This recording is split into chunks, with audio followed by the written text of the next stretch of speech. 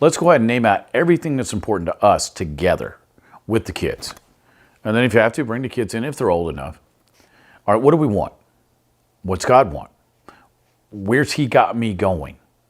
Where does He want me to live? Where does He want me to move? Who does He want me to impact? As Christians, we're supposed to heal the sick, cast out devils, and preach the gospel.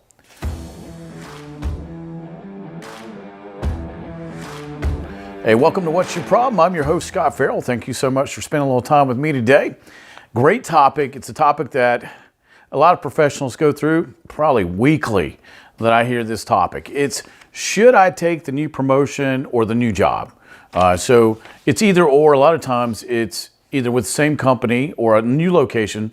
So what you always have to look at is, when people ask me about these things, I'll say, is the promotion in the same building or within the same city?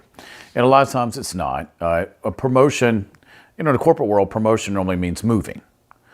New job a lot of times means moving, at least in my circle of friends. A lot of my friends are self-employed now, so they don't really have to worry about that. But like me, I've been self-employed for a while, in addition to being a pastor, because I have a coaching company, and we help people solve their problems. That's why we started this podcast. So let's go ahead and get into this. What do you look at? People come to me and go, all right, and they'll come pastor or friend, and they'll say, should I take this promotion or should I take this new job? And my first thing is, what'd God say? Because I tell everybody in my congregation and everybody that deals with me, don't call me. I'm second. Well, actually, I'm third. I'm right after God and your spouse, then I can be third if you want me to be. But what'd God say? And they'll say, well, what's that got to do with anything? Are you serious? Are you for reals? God's got a lot to do with this, right? And so if you believe in God and you have Christ, wouldn't you want to ask God first, the guy who created you, the one who knows past, present, future, the one who can decide the outcome? He knows the outcome before you ever know it. Yeah, you probably want to ask Him. Just something tells me you might want to ask God what He thinks about it. And He's going to tell you. And then when you think about that, you think, well, is this part of my purpose, plan, direction for my life? Or am I chasing dollar bills? It's easy to get caught up in, especially you got kids, you got a spouse. It's easy to say, I need to make more money. Been there. Oh my goodness, have I been there. And I've had to make that decision several times. So I remember one time I got offered a TV show. I'm not going to give you specifics because, you sign NDAs and you can't talk about this. But I can say I got offered something. And it was a good opportunity. I'm not going to say it wasn't, because it was, and the evaluation process was amazing. And then at the end I said, what's the topic? What are the topics we're going to cover? And they told me, and I said, well, morally I can't do that, guys. It's not something I can do. I said, I'm going to have to, it was an incredible opportunity. I had to turn it down. A lot of times Lucifer will throw us a little bone here, see if we'll take it, because Lucifer's is good, but God's is the best. So not 6 months later, I'm on the radio now. I've got a syndicated show. I got another call out of the blue. It was such a famous company, I thought somebody was joking me. I thought somebody was playing a prank on me. So I didn't call them back. They call back again. Hey man, this is for real. So I call them back. Turns out it really is the company that they said they were. And I got that show. Now, eventually, all of us got canceled at one time. So we never made it to air. But I passed up the first TV show to get the second TV show, and I had first right of refusal on topics because I have a morality clause in my contract.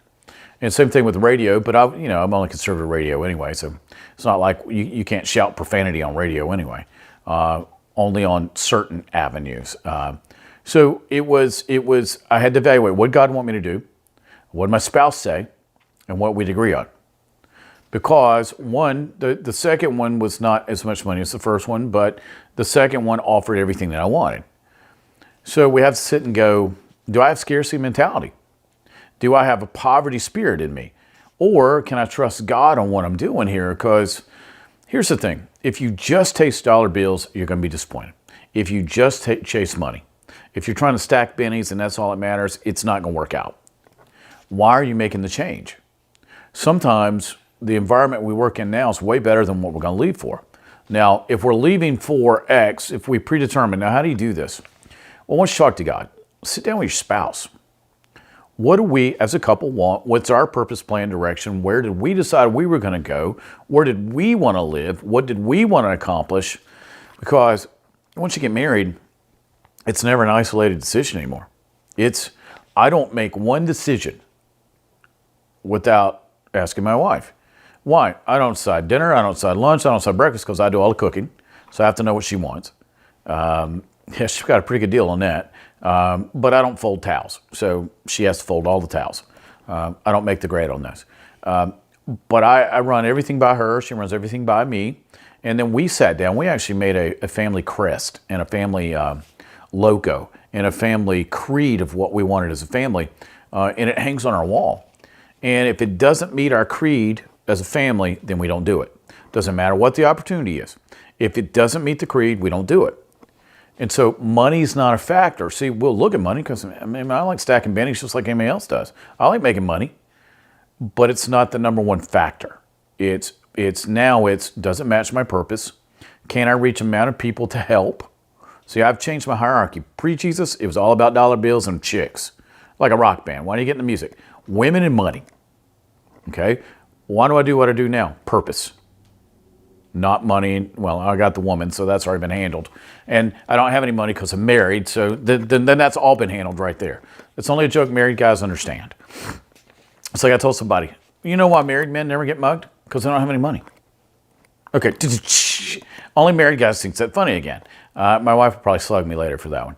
So you decide with your spouse what best meets your needs as a family, especially if you got kids.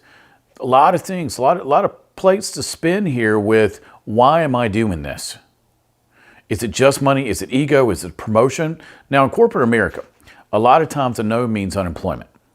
Hey man, we've been talking about moving you to, let's say we're in Atlanta now. We're going to move you to Portland, Oregon, where the sun barely shines. And you also know that if you don't go, my brother-in-law used to live in Portland. Now he lives here close to Clemson. If you don't go, your employment history with that company is probably going to end. A lot of times in a corporate environment, not moving means not employable any longer. So a lot of times you have to take the moves. So you have to sit and go, okay, again, if we're Christians, God 1, spouse 2. All right, so what do God and my spouse say about my move? And will it impact my future? Am I supposed to change companies? There's a lot of things. Now, how do you avoid all this turmoil and angst? You sit down with your spouse and you say, as a family, let's go ahead and name out everything that's important to us together with the kids. And then if you have to, bring the kids in if they're old enough. All right, what do we want? What's God want? Where's He got me going?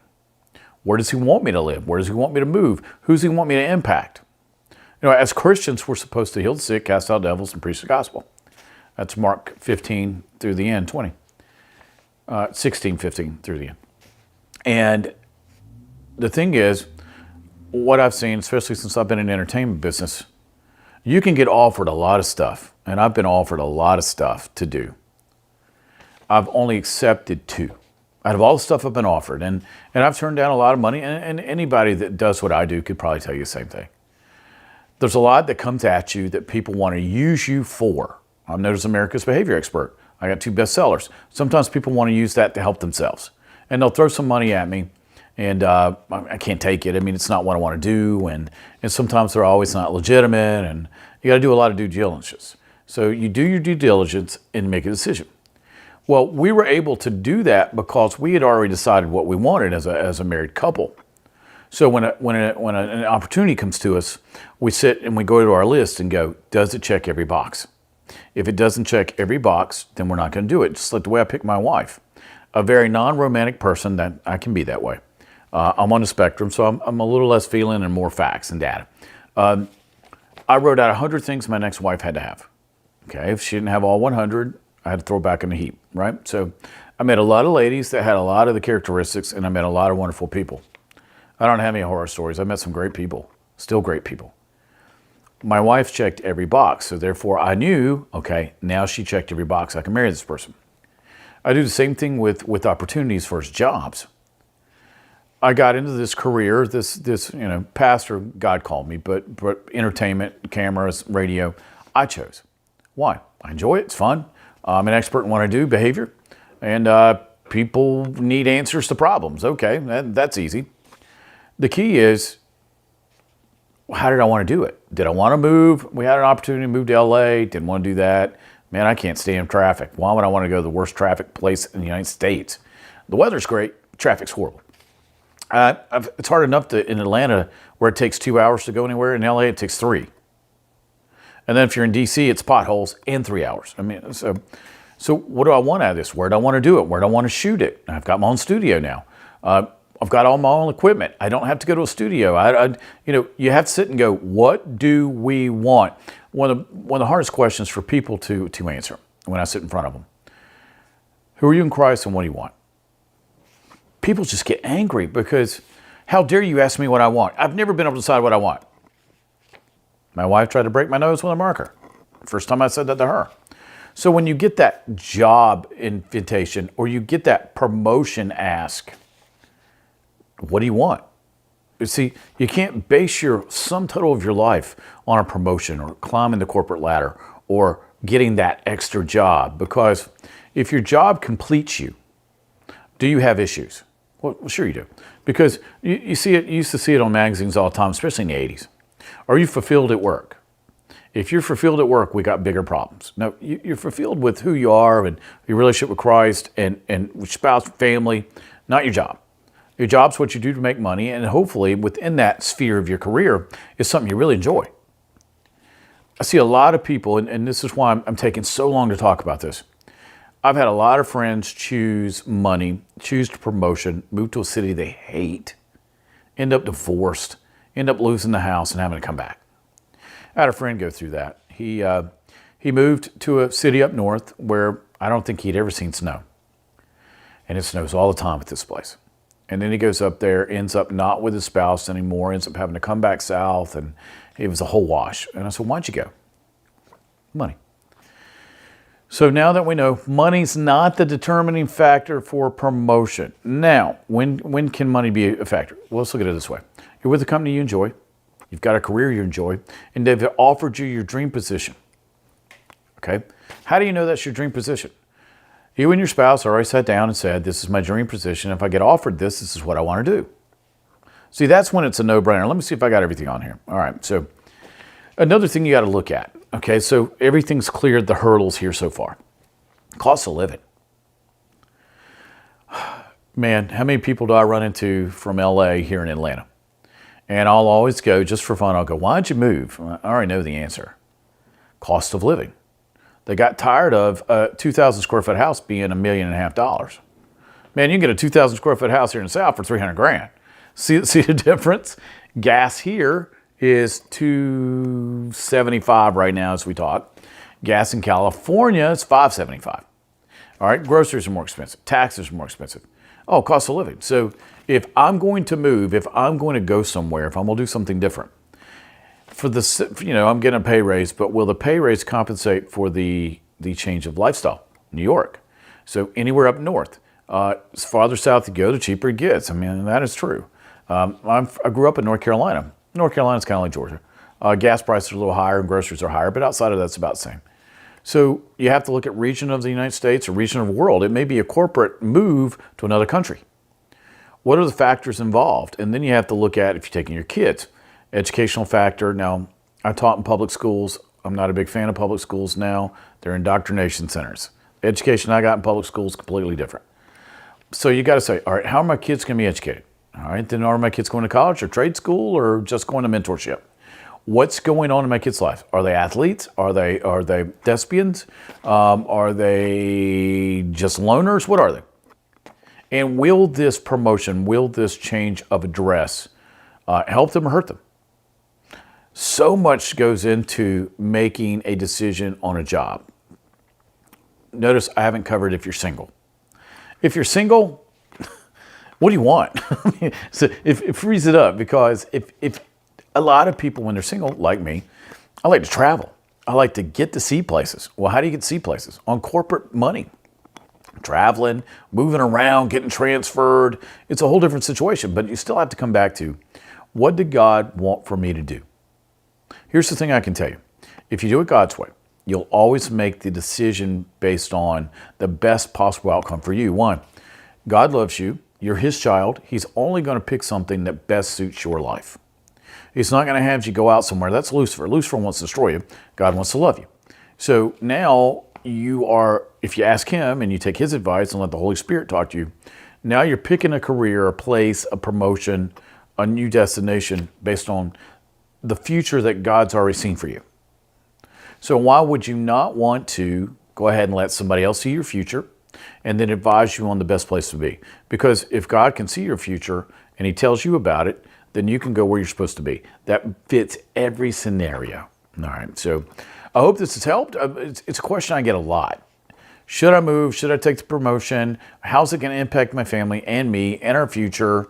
Because you want all this to be settled before you get there. I remember Rick Renner decided to move his family to Russia.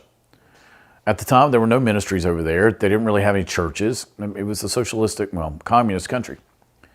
Now, he's got the largest ministry in Russia and one of the world. But if you hear their story of what they went through once they got there, the only thing that held them together through all the hardship was the fact that God told them to be there. If God told you to be there, he's going to make the way for everything else. It's that simple. All right, so I'm going to wrap this one up. I don't want to belabor this point.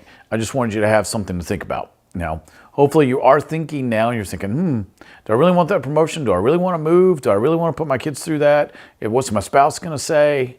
On and on and on. All right, so thanks for joining me. Now, you want to subscribe. So subscribe, hit the subscribe button. Do it. You know you like this. Also, if you know somebody that could benefit from any of these, maybe you do have a friend that's going through this very decision, share this video with them. Also, if you want me to answer one of your issues, problems, a lot of people have a problem asking for help. And if they do ask for help, they don't want everybody knowing about it. The worst thing in the world is you get to church and you ask one person for prayer, and then you find out the whole church is praying for you. Gossip, not prayer. I want you to pray for this, but I need to tell you what happened.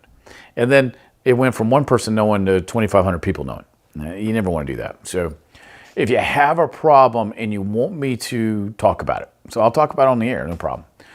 You can hit me up at problem@wyppodcast.com, and that's wyppodcast.com. Now, if you want some resources, tips, etc., stuff we have on the website, just go to the website, wyppodcast.com. I got enough P's in there. Sound like Porky Pig.